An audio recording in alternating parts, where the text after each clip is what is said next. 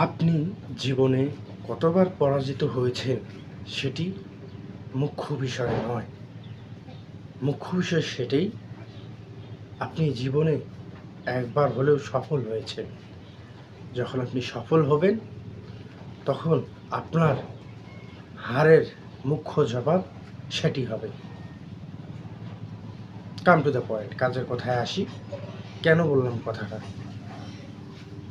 জীবনে যখন আপনি বারবার মুখ থুবড়ে পড়ে যাচ্ছেন বা হেরে যাচ্ছেন বা আপনি ঘুরে দাঁড়াতে পারছেন না, আশেপাশের মানুষ আপনাকে নিয়ে অনেক কথা বলবে, এতে কান দেওয়ার কিচ্ছু নেই। মানুষের ভালো দেখতে পারে না, এটা আদিমকাল থেকেই চলছে, পূর্বপুরুষ থেকেই চলছে। আপনি জীবনে যতবার হারবেন ততবারই শিখবেন। হারতে আপনাকে অবশ্যই হবে, না হারা পর্যন্ত আপনি শিখতে পারবেন না। তো শিখতে গেলে হারতে হবে। জীবনে হারাটা সবচেয়ে বড় বিষয়, জেতাটা নয়। জিতলে তো আপনি পেয়ে গেলেন, তখন নতুন করে আর আপনি শেখার চেষ্টাটা করবেন না। আর আপনি যদি শেখার চেষ্টা না করে আপনি জানতে পারবেন না। সো জেতার আগে হারতে শিখুন। যখন আপনি হেরে যাবেন তখন আপনি বুঝতে পারবেন।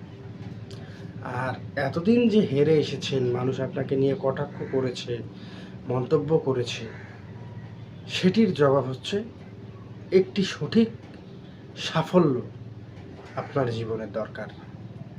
যখন আপনি সঠিকভাবে একদিন সাফল্য অর্জন করবেন, সমস্ত হারকে আপনি জিতে নেবেন, সেদিন আপনি জিতে যাবেন। সেদিন মানুষের কথা বন্ধ হয়ে যাবে, মানুষ আর আপনাকে নিয়ে কথা বলবে না। কারণ শত হারের মাঝেও একটি জিত আপনার জীবনের লক্ষ্য বদলে দেবে, মানে পরিবর্তন করে দেবে।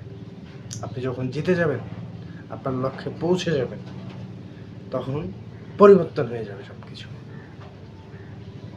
তাহলে আপনাকে বুঝতে হবে যে জীবনে সাফল্যের দরকার একবার হলেও দরকার রয়েছে। সাফল্য একবার হলেও আসতে হবে, কারণ আপনি সেই চেষ্টাটা করেছেন এবং কিংবা করছেন, এবং আমার মতো যারা স্টুডেন্ট রয়েছেন এখনও চেষ্টা করেই যাচ্ছেন। কিন্তু সাফল্যর চাবি তো এত সহজে আপনার কাছে আসবে না। সাফল্য পেতে গেলে আপনাকে অবশ্যই চেষ্টা করতে হবে প্রতিনিয়ত, সেটা যেভাবেই হোক না কেন। চেষ্টার হাল কখনো ছাড়া যাবে না।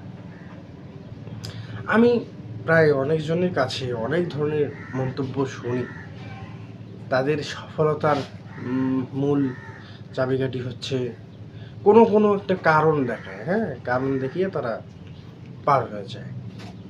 তো মূল সাফল্যের কাঠি হচ্ছে পরিশ্রম, কঠোর পরিশ্রম করতে হবে, মেধা,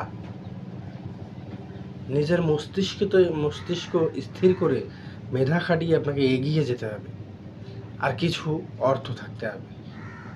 তাহলে জীবনে আপনি সফল হতে পারবেন, কেউ আপনার সফলতা আটকাতে পারবে না। কিন্তু আপনাকে হারতে জানতে হবে।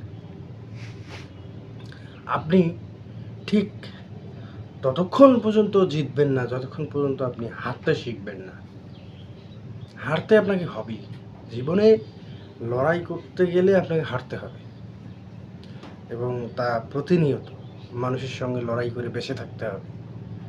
যখন আপনি সফল হবেন তখন বিষয়টা অন্যরকম হয়ে যাবে। সারা জীবন যে পরিশ্রমটা করেছেন তা তো আপনি পেয়ে গেলেন, তখন ওটার কদর করতে জানবেন না।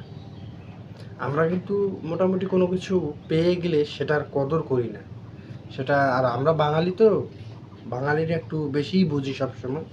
কোনো কিছু পেয়ে গেলে হুটহাট করে আমরা সেটার কদর করতে জানি না। যখন হারিয়ে যায় তখন আমরা আহা, হারিয়ে ফেললাম এত সুন্দর জিনিসটা, বা এত সুন্দর অপরচুনিটি আমি হারিয়ে ফেললাম, বা এত সুন্দর একটা সুযোগ আমি হারিয়ে ফেললাম।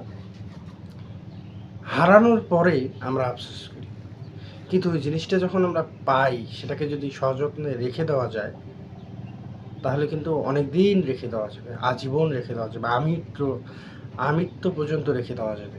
কিন্তু ওই যে আমরা কদর করতে পারি না।